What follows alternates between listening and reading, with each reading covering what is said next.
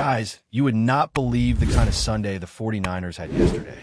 It was one of those rare, stress-free Sundays where you can just sit back, sip your coffee, and let the world unfold around you without worrying about your team being on the field. And yet, even without a game to watch live, the news kept coming, and every single update felt like it was scripted perfectly for San Francisco. It was the kind of day that makes you wake up the next morning and just grin because everything that could go right went right. I woke up in a hotel room, traveling to New York City for work, and I immediately found myself glued to highlights, game recaps, and scores from all over the league. I kept thinking, there's no way all of this is actually happening, but it was, and it was glorious for the 49ers. The NFC West has been such a roller coaster this season, and the dominoes fell in San Francisco's favor in a way that felt almost unreal. The 49ers had already started the week strong with a solid victory over the Rams, but yesterday, both the Arizona Cardinals and the Seattle Seahawks delivered performances that can only be described as catastrophic. And I don't mean this in a petty sense. It wasn't just that your rivals lost. It was the way the league-wide standings shifted, the way the balance of power in the NFC suddenly tilted, all of it cascading into a scenario that makes the 49ers' position look unstoppable. The Arizona Cardinals were up first in the disaster department. They had a moment where the game seemed in hand. There was a long run, the kind that makes the crowd roar and sets up a touchdown that should have sealed the win.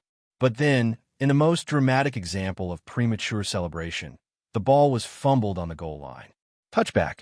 Suddenly, a guaranteed victory evaporated in the blink of an eye. And if that wasn't enough, a follow-up series of mistakes just compounded the meltdown. A key interception, a fumble immediately after, and a touchdown for the opposing team completely turned the tables. The Titans, who had been struggling all season and were desperate for a win, capitalized in spectacular fashion. The Cardinals had everything in their hands and handed it away on a silver platter. Watching it unfold, you couldn't help but feel a mix of disbelief and satisfaction if you were rooting for San Francisco, because this was exactly the kind of chaos that benefits the 49ers. And then there were the Seattle Seahawks, who seemed to take lessons in imploding from a masterclass. Their defense, which had been shaky at times, completely collapsed against a relentless Tampa Bay offense. Both teams had moments where their offenses were clicking, but the Seahawks, for reasons only they understand, seemed determined to throw the game away.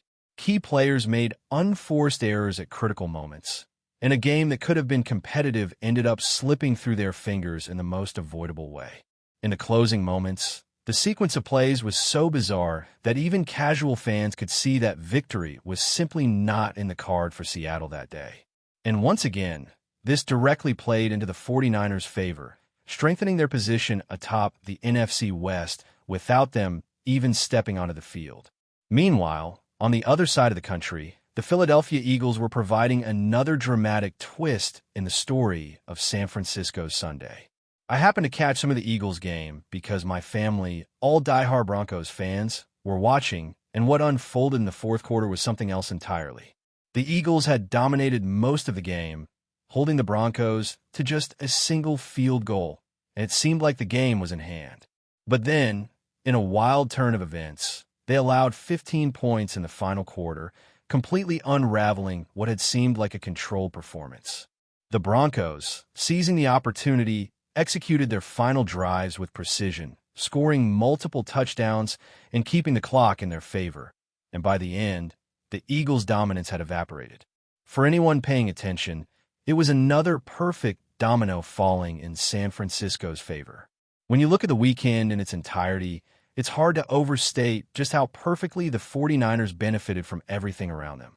Games across the NFC were decided in the final moments, often by the smallest of margins, and almost every result worked to the advantage of San Francisco. Close losses for rivals, improbable wins for struggling teams, and dramatic, last-minute turnarounds all contributed to a scenario where the 49ers emerged not just unscathed but elevated in standing, positioned at the top of the NFC with momentum and confidence on their side. It was the kind of Sunday that makes you sit back and appreciate the intricate, sometimes absurd, beauty of football. How a single fumble here, a late interception there, can reshape an entire conference. And as if all of that weren't enough, there was still the matter of the undefeated teams. Heading into yesterday, there was only one left, the Buffalo Bills. And what happened? The New England Patriots, with strategic precision and timely execution, managed to dismantle Buffalo's dominance, delivering a loss that reverberated across the league. Another twist, another domino falling into place, and once again, San Francisco found itself in the perfect position.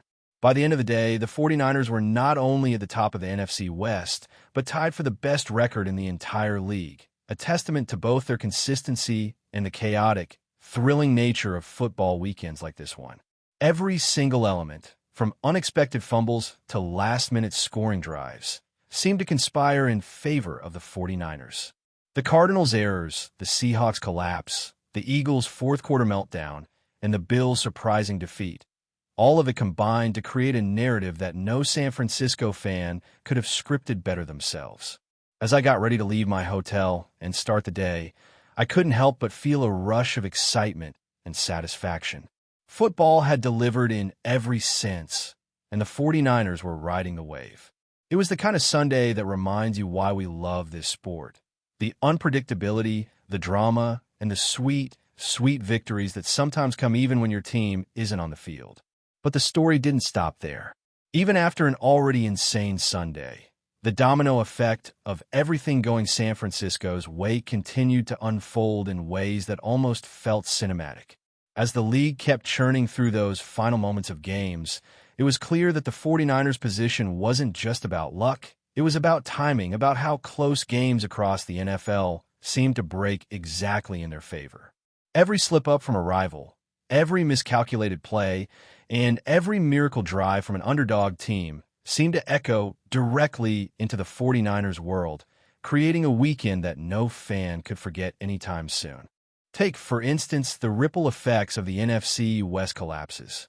When the Cardinals handed that game to the Titans with such an improbable sequence of events, it didn't just affect Arizona's record. It sent a shockwave through the entire division. Suddenly, the standings shifted dramatically, and the 49ers' path to the top became less precarious.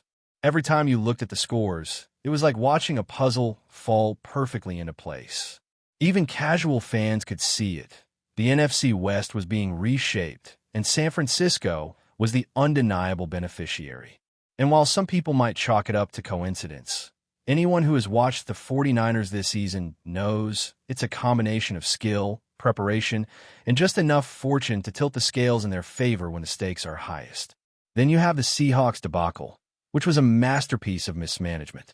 The way they let the Buccaneers' offense run wild, the critical errors in the final minutes, and the ill-timed interceptions, it all screamed chaos.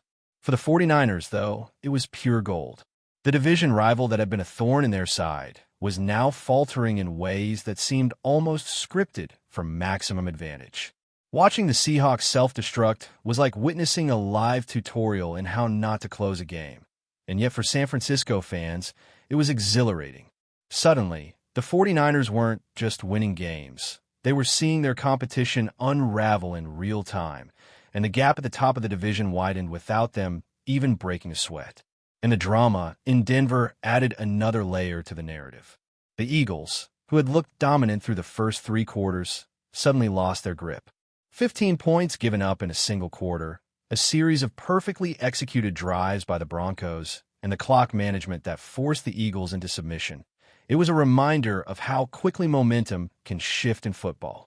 The 49ers didn't even have to play that day to reap the benefits. Other teams collapsing around them, opponents failing to close games, and miracles happening in stadiums across the country all contributed to San Francisco sitting comfortably atop the NFC standings. By the time the dust settled, the 49ers had effectively secured the weekend as one of the most favorable in recent memory, with every twist and turn of other teams' games reinforcing their position. And let's not forget the bigger picture across the league. Buffalo, the last remaining undefeated team, fell in dramatic fashion to New England, further cementing that this was a weekend where the NFL seemed to bend towards San Francisco's advantage.